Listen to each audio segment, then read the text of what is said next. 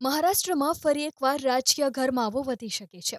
ઉદ્ધવ ઠાકરે જૂથની અરજી ઉપર સુપ્રીમ કોર્ટે શિંદે જૂથને નોટિસ ઇસ્યુ કરી છે. આ નોટિસ સ્પીકર રાહુલ નાર્વેકરના આદેશ ઉપર આપવામાં આવી હતી, જેમાં તેમણે શિંદેના નેતૃત્વવાળા જૂથને અસલી શિવસેના તરીકે જાહેર કરી હતી. સીજેઆઈની આગેવાનીવાળી ખંડપીઠે મુખ્યમંત્રી શિંદે અને અન્ય ધારાસભ્યો પાસેથી 2 સપ્તાહમાં જવાબ માંગ્યો છે.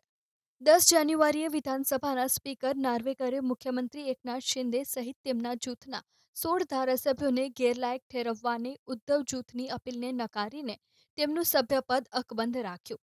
આ સાથે સ્પીકરે શિંદે જૂથને જ અસલી શિવસેના ગણાવી, જેની વિરુદ્ધ ઉદ્ધવ ઠાકરે જૂથે 15 જાન્યુઆરીએ કોર્ટમાં અરજી કરી હતી.